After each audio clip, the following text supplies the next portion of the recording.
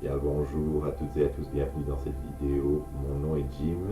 Ici, je vais prendre un temps pour parler de la question du désir. Comment est-ce qu'on pourrait définir le désir? Comment également est-ce qu'il se manifeste et pourquoi nous avons ce désir? Comment nous pouvons bien l'utiliser? Avant de parler de ce sujet, j'aimerais vous communiquer le lancement de ma formation sur la loi de l'attraction. J'ai créé un programme online de 12 étapes afin de pouvoir maîtriser simplement le concept de la loi de l'attraction et pouvoir adapter sa vibration facilement en s'amusant vers ce que vous désirez. Vraiment afin de pouvoir manifester ce que vous désirez, toujours en partant de votre conscience à vous. Cette formation, je lui ai donné une certaine structure, mais également une certaine flexibilité pour que vous puissiez jouer avec les concepts et vraiment vous approprier l'idée de la loi de l'attraction. Ce qui m'apporte et ce qui vraiment va donner d'excellents résultats, c'est que vous puissiez avoir votre propre compréhension, votre propre manipulation de la loi de l'attraction, raison pour laquelle je me limite à 12 étapes, je fais tout simple, et que je cherche à ce que vous jouiez, construisez un maximum par vous-même. La formation, elle est pour le moment à 95 €. Elle sera à partir du 15 mai de nouveau à 230 €. Je mets ces 95 € pour fêter le lancement, si vous voulez. Bien. Alors pour revenir au sujet principal de la vidéo, la question du désir, j'avais envie de faire cette vidéo parce que j'ai été d'une part moi-même beaucoup, même trop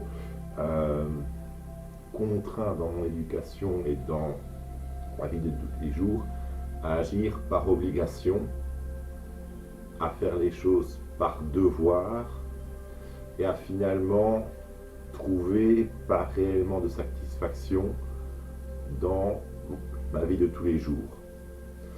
C'est quelque chose que je vois très fréquemment par rapport à mes clients, c'est que la notion d'obligation, la notion il faut agir de telle manière, on a le droit, on n'a pas le droit.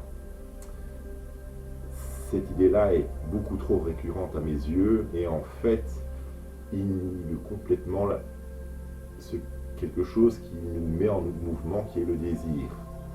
Et j'ai envie de définir le désir comme étant un synonyme d'enthousiasme, si vous voulez.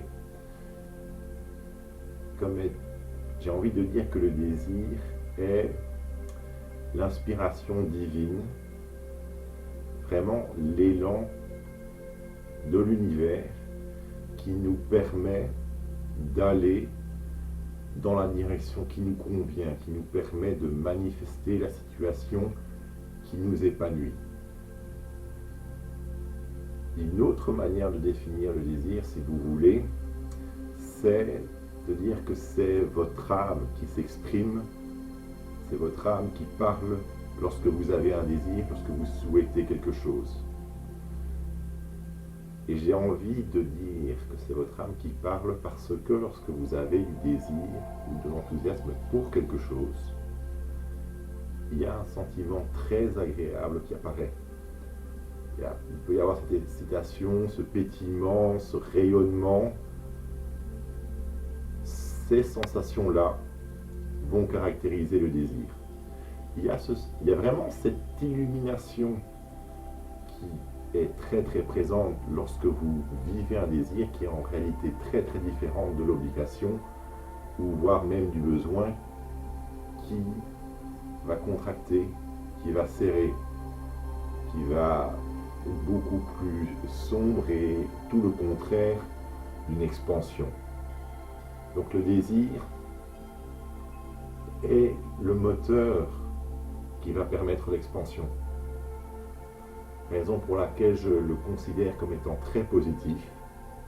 Et si vous voulez un dernier argument, sachez que le mot désir vient du latin du XIIe siècle, desidérare, qui signifie contempler les étoiles.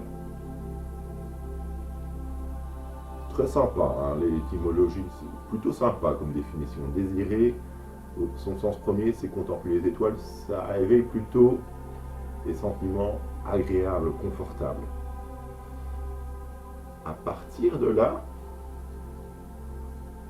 on peut commencer à avoir confiance lorsqu'on souhaite quelque chose, dans la mesure où c'est notre âme qui parle, c'est notre âme qui nous dit ce qui nous convient, ce qui nous fait du bien. Donc ça nous permet de nous reconnecter plus facilement à nous-mêmes lorsqu'on accepte ce désir. Je peux parfaitement entendre le fait que certaines personnes disent qu'un désir peut être mauvais, peut être capricieux, lorsqu'il est compensatoire, je vais dire.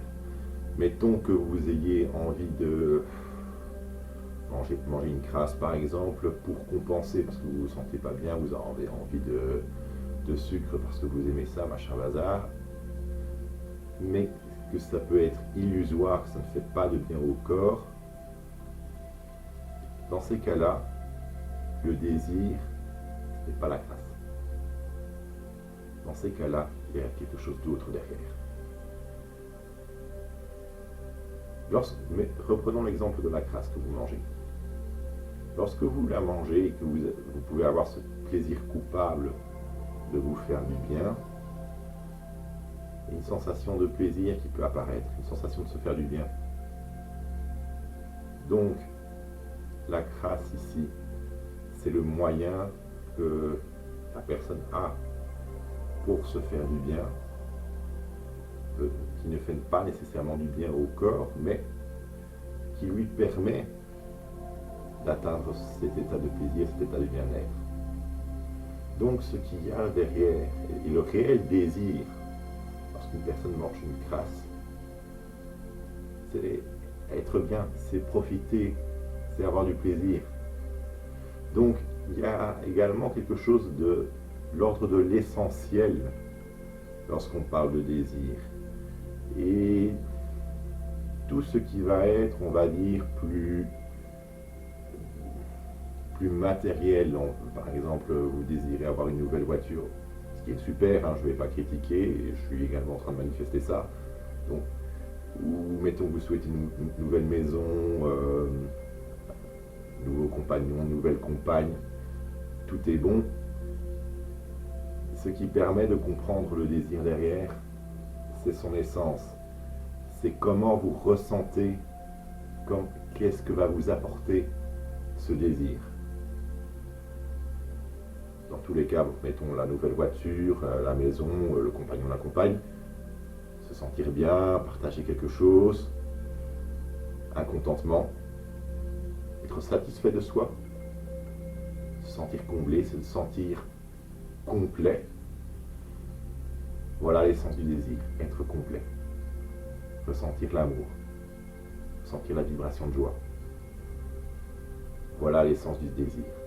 Donc, j'insiste bien, pour comprendre un désir, il ne faut pas voir le moyen, le mécanisme mis en place, mais plutôt l'essence et écouter, accepter pleinement le ressenti de cette essence, car c'est lui qui va vous permettre d'aller dans la direction où vous souhaitez.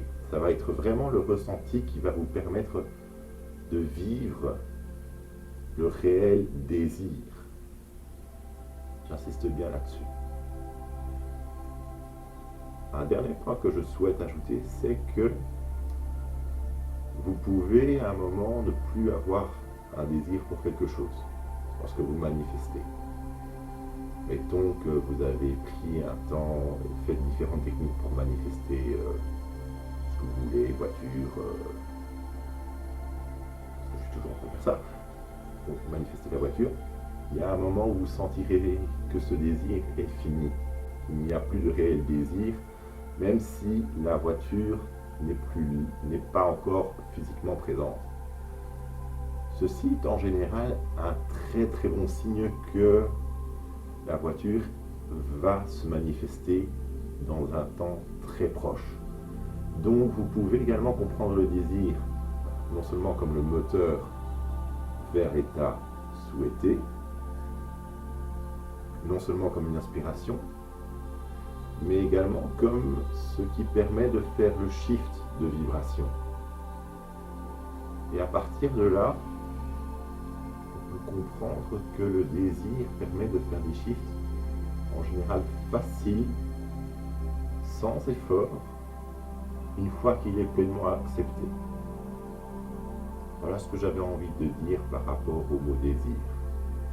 C'est qu'avant tout, c'est une sensation légère, c'est une sensation qui illumine et qui facilite la transformation vers un état souhaité. Donc, quelque chose qui n'est absolument pas à combattre, juste quelque chose qui demande à être compris, à être utilisé correctement, en apprenant à bien l'écouter.